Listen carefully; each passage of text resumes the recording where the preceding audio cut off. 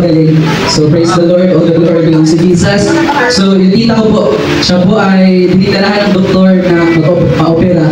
So nagbaba po siya ng aborlan para lang magpa-check up. And then findings ng doktor, may bukol po sa likod niya, 3. Ayaw niya nga po ipahawak kasi masakit.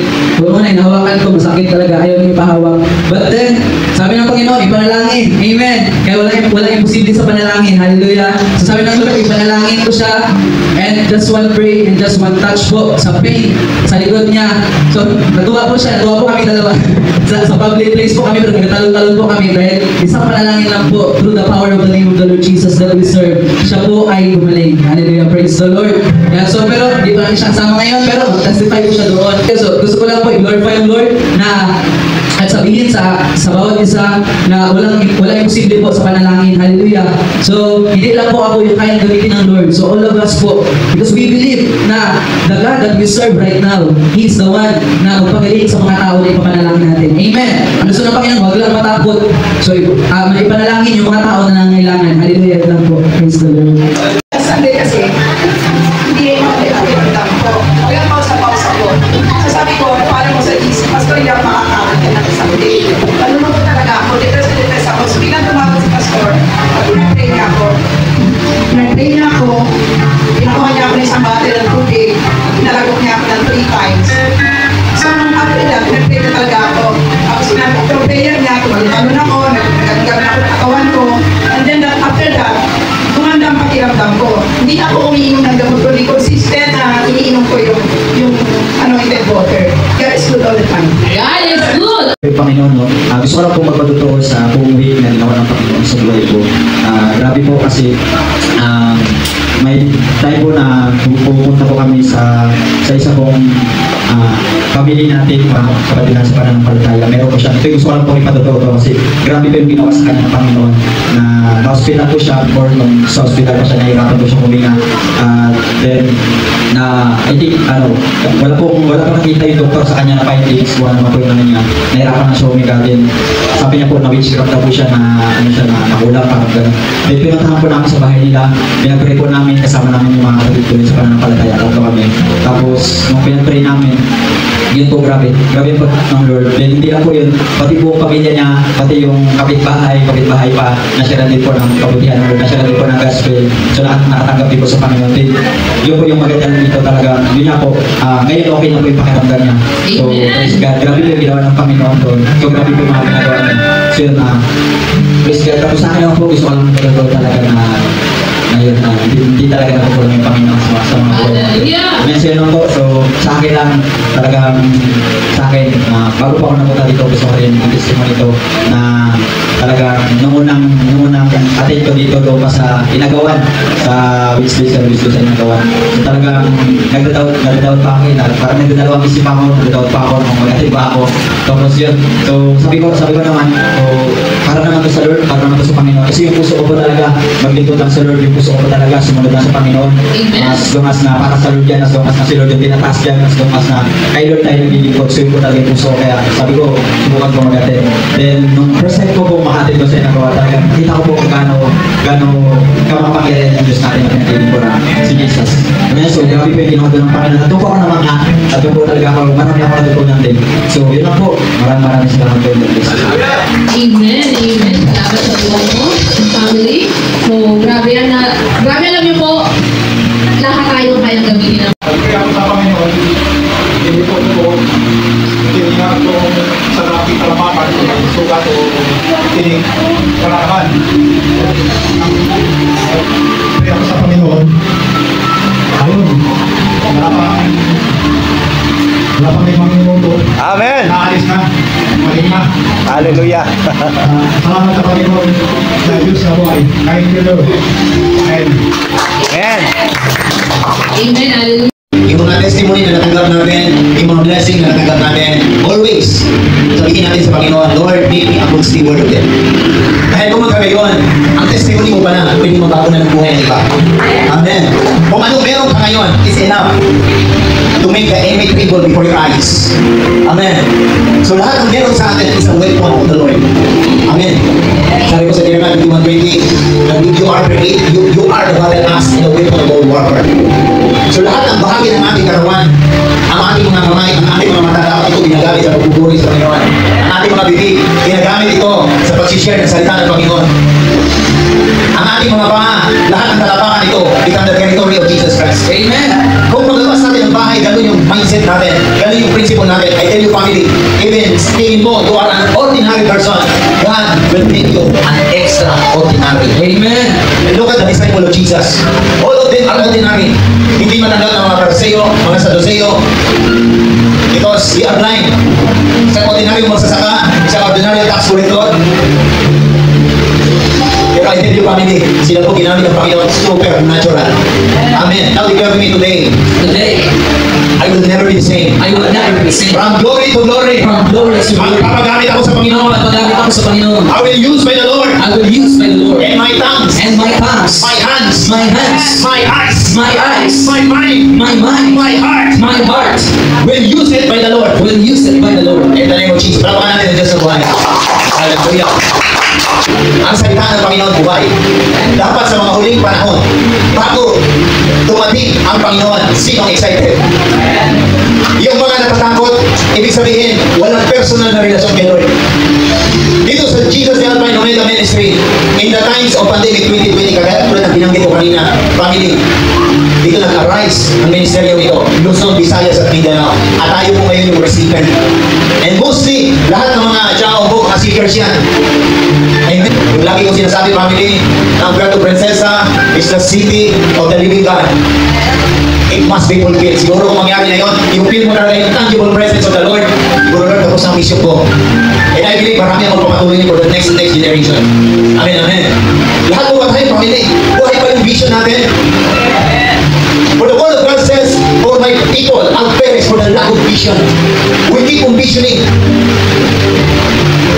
Ang propeta ng bansang ito po, family, is vision. Grabe po, ang schedule niyo po, family. Sabi ko, when we was there, alam niyo na yung certificate, madaling araw na. Grabe, may mga online, ano ba, may mga online communities pa. Parang walang tulugan. Tapos, between 3 o'clock or 4 o'clock isa nagigising siya para sa business na naman, sa negosyo. This is how I see this ministry. Business, financial aspect, spiritual aspect, physical aspect are balanced. Amen. Hallelujah. Palapakan po natin si Lord family. Glory to Jesus. That's why, pinaka-importante sa lahat that in this last days, we must prepare. Matthew 25 verse 1. Okay, sabi ko dito, then the kingdom of heaven shall be likened to the 10 virgins who took their lamps and went out to meet the bridegroom. Ang kaharian ng Panginoon ay katulad ng 10 berhen. When it says likened, katulad, it means resemblance. Amen. So, yung teksto na ito, family, resemblance kung anong nangyari ngayon. Because itong 10 virgins na to, they are all the same. They are all Christian. Sama-sama nag-praise, sama-sama nananalangin. Pero there is something different, unrecognized. Dahil yung 5 sa kanila is called to be a wise. At yung 5 is called to be a foolish. Sa Tagalog, mama. Ano yung difference? Is yung kanilang lampstand. Lahat sila may ilawan. Lahat sila nagpakinig ng salita ng Panginoon. Lahat sila nananalangin. Lahat nagsasamba. Pero only 5, which is likened, katulad, that they can finish the race. Bakit? Ano yung empty doon? Sapagkat yung 5 police o yung mama, meron silang ilawan, pero wala silang extra oil. Amen. Pero yung 5 wise, grabe ka wise. Meron na silang ilawan. Meron lang naman yung kanilang lampara, pero meron pa silang extra na baon na langis. Amen. So what does it represent yung langis? Ang langis, it represent anointing. Yung anointing ba natin, pag sinabing anointing, yan po yung move ni Holy Spirit sa tao, sa sangkatauhan. It's because of the anointing of the Holy Spirit. Doon sa mga na-mentoran before, that there are 3 levels of anointing. The first level is the anointing of the Holy Spirit in human being, and that is the fruit of the Holy Spirit. Amen, amen. Second level of anointing is the move of the Holy Spirit in the angels of the Lord to bring good news na maging katuwang natin. Alam niyo po ba, lahat tayo mga anghel? Naniniwala po tayo? At lahat tayo, either we like it or not, mayroong divine plan ang Panginoon na kung saan ang mga sundalo ng langit, katuwang natin to fulfill our mission. Amen. So the third level of anointing is what we call the operation of the Holy Spirit in the church. Katulad dito, itong church. Bawat simbahan, iba-iba pong galawan. Sa Pentecostal Church, sa Born Again Church, iba rin po sa prophetic and apostolic ministry. Katulad binanggit ko kanina, for the very first time, nagkaroon po ng prophetic and apostolic ministry sa Pilipinas. Palapakan po natin ang Panginoon. So it means, pag may mga pinapadalang propeta ang Panginoon, ibig sabihin, palapit na ng palapit kanyang pagdating. Katulad ng pagdating Nino, ni John the Baptist, sabi ng Panginoon, higit pa siya sa isang propeta, sapagkat ako lamang at siyang idinalaga ng Panginoon upang ang daraanan ni Yahweh maging handa. So tayo ngayon, we are called as a believer. But like me to say family, lagi sinasabi ni Prophet, embrace the anointing that you will carry in Jesus Yahweh ministry. Because the anointing represent the principle. Saan ba unang pinupur out yung oil? Saan? Sa paa ba? Sa kamay? Kundi sa ulo. From the crown of our head to the sole of our feet. That oil represent the anointing. Amen. Sinabi ng mga sa Maruno, pahingi naman kami ng konting langis. Malapit na kasing mamatay ang aming inawan. So yung 5 mama naghingi ng langis. Pero ano sabi ng wise? Hindi po pwede. Because it is impossible for a wise believer na ibigay niya yung kanyang langis. Impossible, family. Impossible. Because being wise, it is about cultivating our relationship with the Holy Ghost. And relationship with the Holy Ghost, that the name of Jesus will magnify, is individual po yan. Kaya imposible maibigay yung langis sa iba. Pero ang kailangan natin, hindi ibigay, kundi to show up yung langis na meron sa atin. So that other people will see that Jesus Christ is in us. Naintindihan natin, family? Amen.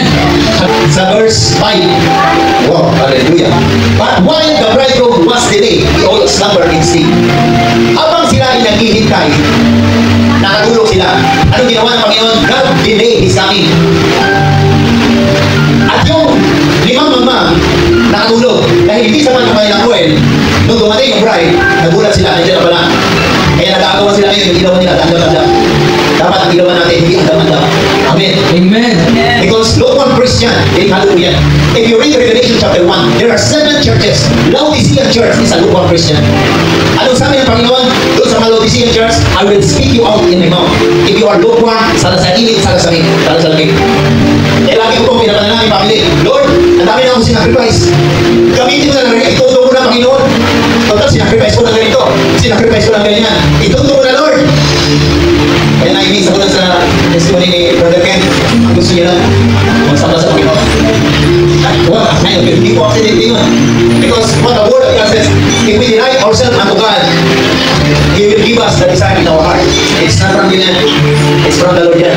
Amen. Yung pagsiserve ni Brother Delro sa kusang sundalo, at the same time, nag-pray ko sa mga, anong tawag ng Brother Delro? Bilang ko na may sakit. Amen! Hallelujah! Kahit ilan lang tayo ngayon, if you are awake sa ating holy, we are untouchable. Hindi na kailangan abutin ng 3 years from now. Even 1 year kung tayo sama-sama, this city of the living God will become the city of the living God. The presence, the tangible presence of the Holy Ghost will manifest. Yung mga turista pupunta dito, buka kahit mga meron dito. Diba? You will not go there, here, para lang mag-tour, but you will feel something supernatural. Yan po yung vision ni Prophet. Because Negros is declared the city of heaven. Amen. Amen. Kaya ngayon po, pinapatayo yung bigger church. It will become the center of attraction. Amen. And from that city, I believe, tayo po Roberto Princesa, city of the living God, sasabay din po tayo. Amen. Amen. Sino ang gusto, hindi ka lang observant, but be a participator in this last days. Amen. Raise up your hands. Hallelujah. Kung pati pag-raise up ng hands, alam na rin pa. Hallelujah. One more time. Hindi ka lang observant, but be a participator. Hallelujah. Yan. Hallelujah. Now, sulat niyo ulit sa inyong journal. Sa pagtaas niyo na ito may nakita yan ng Panginoon. Amen. Kung tayo dihingan sa lugar, now remember this day, the Holy Ghost will continue. Anak, tinaas mo ang kamay mo. Anak, leader ka sa iyong pamilya. Kung Kung ikaw ate, leader ka sa iyong kapatid. Kung ikaw tatay, nanay, leader ka sa iyong anak. Be a pastor to your family. Amen, amen. Amen. Oh, hallelujah. Glory to Jesus. God, today, kasi maraming mga anak ang hindi gumagawa sa kailang purpose. Isa lang ang purpose natin. Sabi ng Panginoon, go ye into the world, preach the gospel to all creation. Amen. In all the world today, sa mga hanggang sa dulo ng mundo. At ito lang may experience family, yung tinatawag na anointing. If you become the witness for the Lord. Amen. Amen. Would you imagine, hindi lang si pastor yung nag-aantar ko sa hilig, nagdidiligaran sa dami na natin.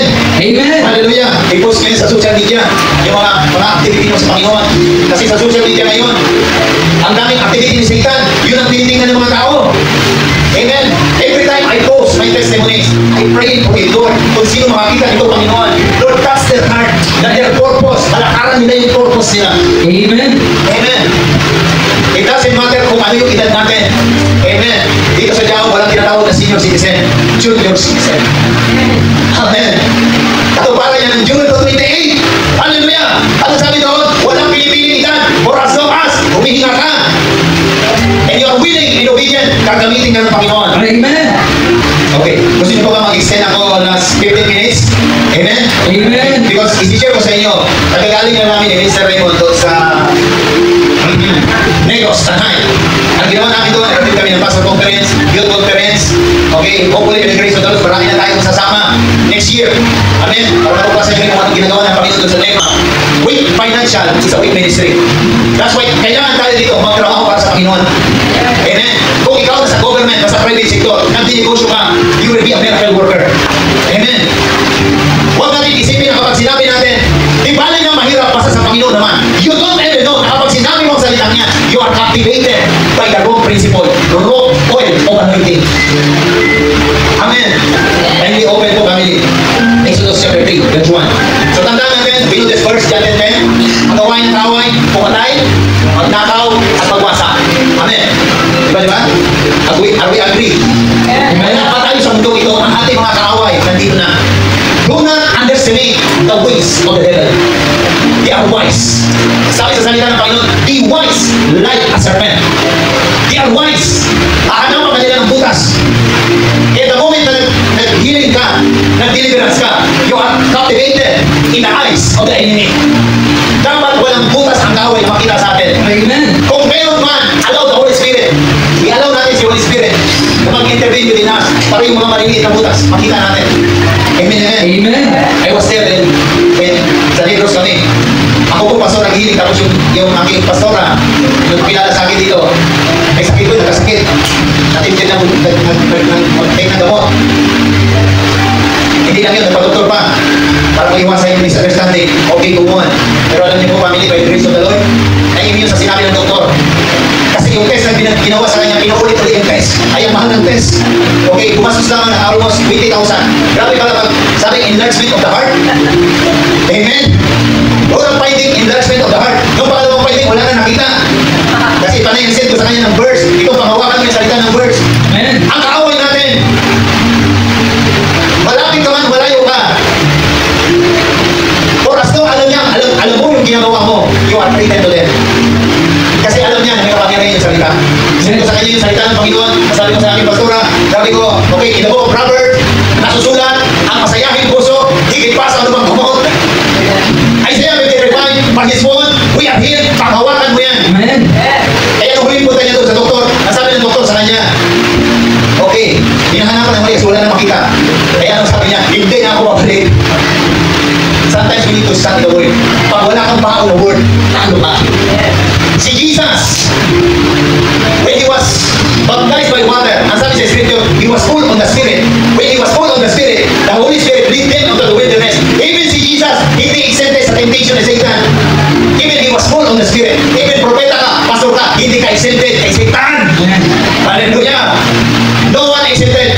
For as long na dito ka sa mundo ito, no one is exempted by the wiles of the devil. Kung meron ka kalaban na hindi nakikita, meron ka namang Holy Spirit that is inside of you, formed in you, dwells in you, live inside of you.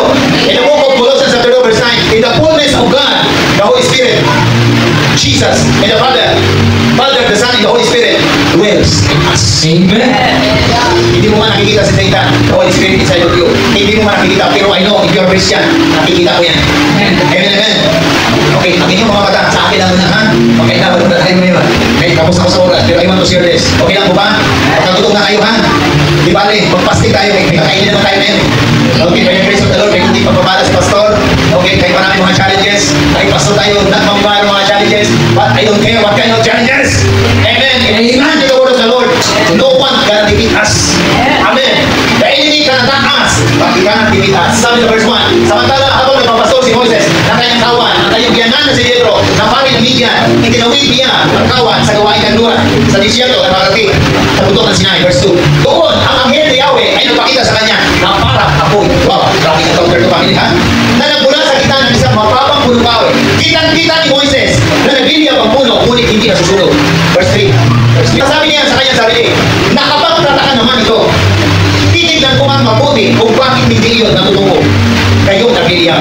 That kind of encounter is supernatural. Sino gusto ng kanyang encounter? Amen. Now, be a witness. Magpagamit sa Panginoon. Ang tanong, bago tayo mag-proceed, ano ang ginagawa ni Moses bago niya ma-encounter ito? Nagtrabaho. Tama po. Ang sabi niya doon, nagtatrabaho siya, nag-aalaga siya ng lupa. Amen. Si David, before siyang ideklara, before siyang i-anoint, kasi ito 15 years pa, bago siya tulad ng pununahan. Pero nung pinuntahan siya ni Samuel, ikaw yung susunod. Anong ginagawa ni David? Nagpapasol. Ngayon, kung gusto mo makalala sa mga supernatural encounter, magpagamit ka sa Panginoon. Sabi sa Matthew chapter 28, verse 20, huwag kang matatakot kahit ang man gawin ng baway, sapagkat sabi ng Panginoon, sasamahan kita hanggang sa dulo ng mundo. Kung saan ka dadalhin ng mga pa, sasamahan ka ng Panginoon. Sa trabaho ka man, sasamahan ka ng Panginoon. Be a miracle worker. Amen, amen. Iba lang po ngayon, ang ibig sabihin ng prophetic and apostolic ministry, it's like a ministry of Jesus. From one place to another, dapat merong disciple dyan na may iiwan mo. Meron na po tayo sa outreach na ginagawan. Yan, tayo sa kami, nakakasama minsan. Brother Ken, nakakasama. Nanay, nakakasama. Grabe po, galaw ng Panginoon doon. Kailangan maraming magagawa po family. Pagdating ni Prophet sa Wednesday, Thursday, Sabado, bago sila uwi, magkakaroon ng conference dito ng umaga. Come. Para yung oil natin. Oil is about principle. We are not just only healing. Hindi kami puro healing. The moment ang tao healingan, it's dangerous for family. Because even the spirit one will be released. There are 7 times spirit should coming back. If you don't have compassion to save the lost and strengthen the weak, that's why we need to walk in principle. Kaya sa pagdating ko ni change mo tayo family. Combine forces mo tayo family. Hallelujah, hallelujah. Glory to Jesus. Palapakan mo natin ang Diyos sa buhay. Now. Verse 4. Ang marami kasi Moises sinawag. Niya siya, buwan sa nagbili ng punong tawag. Moises! Ano po yun sa loob niya? Okay, verse 5. Okay, glory to Jesus. Verse 5. Okay. Sinabi ng Diyos, huwag kang lumapit, huwagin mo ang sandalya sapagkat banal ang lugar ito. Piniyatapin natin pero may interpretation dyan. Next, verse 6. Okay, hallelujah. Where there is a presence of the Lord, that place will be a holy ground. This place will be a holy ground. Amen. And desire it. Kung anong dinidesire niyo po family, mangyayari po yan. Ako ang Diyos na sinasambahan niyo mga ninuno. Kasi Abraham, Isaac at Jacob. Tinakpan ni Moises ang kanyang mukha sapagkat natatakot niya tumingin sa Diyos. Hindi ibig sabihin natatakot, it's what we call the fear of God. Because the more kang lumalapit sa Panginoon, you will see the purity, the goodness of God. The more mo rin nakikita yung karumihan mo. That's why there's no word can say, I am not worthy, Panginoon. I am not worthy. Pero even si Moises, kahit nagreklamo, na-encounter niya na yung Panginoon. Pero nagalinlangan pa siya sa pagtawag ng Panginoon sa kanya. Isang katulad ko, papuputahin mo kay Pero. Hindi ka pa mapagsalita ng matuwid. Di ba? Sometimes kahit na-encounter mo ng Panginoon, kaya yung healing, miracle, hindi po yan makapagbabago sa tao. Ang makapagbabago sa tao is yung salita ng Panginoon. Amen. Yung prinsipyo ng Panginoon, hahawakan mo, bilang pagkain mo. Amen. That's why here it is, the Alpha and Omega Music. The only ministry na walang maintenance, pero hindi ko po sinasabi family, ha? Hindi ko po sinasabi family, wala kayo maintenance. Pero pag i-increase mo, yan patuwa nag-stand ka. Sasamahan ka ng Panginoon. Pagkatapos sinabi ng Panginoon, nakita ko ang paghihirap ng aking mamamayan sa Egypt. Narinig ko ang paghingi nila ng tulong dahil sa sobrang pagmamalupit ng mga namamahala sa kanila. At naawa ako sa kanila dahil sa kanilang paghihirap. Just imagine family, kung babasahin natin ang buong sinabi na ito. For 430 years. 430 years.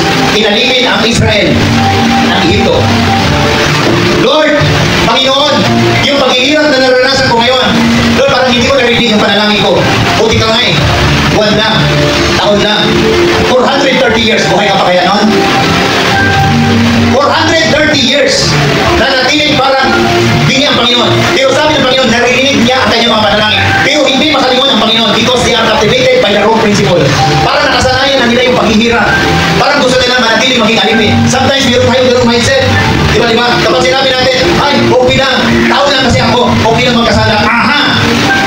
You must be holy. Ang mga ganong salita po yan ang kaawin. Bang! We need to change our mind. Hindi po after ang Panginoon sa kasalanan natin. Kasi alam ng Panginoon, kahit tinanggap mo na si Jesus, magkakasala ka pa rin. Ang gusto makita ng Panginoon yung enlightenment mo. Through your sin, makita mo ang pagkatihan ng Panginoon. And through believing Jesus Christ, that He died on the cross, rose up from the dead, and the power of resurrection reside in us. It's enough for us that if we walk day by day, Lord Jesus, salamat. Dahil magkasala man ako, pinapatawad na ako. Ang condemnation ni Satan, mag-ingat ka niyan. Because si Satan, he always condemn you. Iko-condemn ka ni Satan, nagkasala ka na naman. Hindi ka anak ng Panginoon. Di ba? Those are lies of the devil. Now declare with me, I will never be the same again. Satan is a liar. Satan is a liar. The word of God. The word of God. Is the only truth. It's the only truth. And I walk by that. And I walk in the name of Jesus. In the name of Jesus. Hallelujah. Thank you, Lord.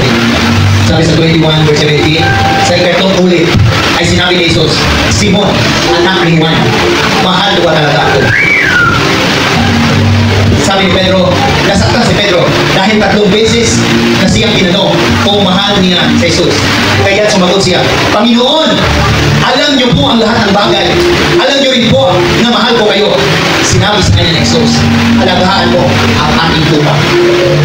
Now, if you act as a leader, as a pastor, as a teacher, as a pastor, as a evangelist, as a prophet, as an apostle, the word of God says, itong 5 na to are used by God to equip His saints, to equip His people. Pero bilang mga tupa, sila yung kadalasang humihingi. Tayo, mga shepherds, tayo mga pastor, tayo mga leader, mga alagad ng Panginoon, tayo yung kadalasang nagbibigay. Ang mga tupa, sila yung kadalasang naghahanap, ligaw, lost. Tayo mga pastor, tayo yung naghahanap sa kanila. Kung walang maghahanap sa kanila, hahanapin sila ng kaaway. Idog na yung harvest, pero kunti ang harvester, kunti ang mag-aanig. Be ang participator. Tandaan niyo po, family, ang buhay natin sa mundong ito, by the grace of the Lord, nakatuntong ako ng 41 years old. Ngayon, nalaman yung edad ni Pastor. Wala kasi dito si Pastor. Pero hindi halata, ano? Alam ka natin si Lord. Pero minsan ko mag-stress si Pastor. Okay lang yan, kasi ang iniisip ko naman yung tupa. Amen. Minsan hihinang ko na yung mga anak ko. Puti pa si Papa, laging kausap. Kami hindi, nasa loob ng bahay, kausap, katawag. Kasi minsan may nagtatawag, online healing. Di ba? Kung magpapagamit ka sa Panginoon, how much His kingdom will be rising. Amen, amen. The prophet of God declared that 2025 is a year of prophetic fire. Amen. Sa ating major crossover, declare as the rising of the prophetic fire. Amen. For the next 6 months, what kayong papayag family na hindi nyo manaharan yung divine calling nyo. Amen. It's not about your prayer. It is not about yung desire mo. It's about the divine plan of the Lord from the very beginning. Amen. Ang kailangan na natin, Lord, tinatanggap kita. The power of the Holy Spirit is in me. Now, I will walk by faith, not by sight. I will walk not by the Holy Spirit, not controlled by the limitation. Amen, amen. Amen. Hallelujah. I invite everyone to stand in the presence of the Lord. Hallelujah. Hallelujah.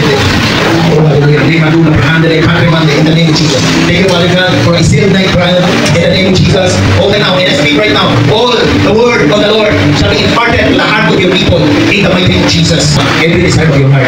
Now, this is the time. Meditate on your own. This is between you and the Lord. It's not because we have individually have relationship with the Lord.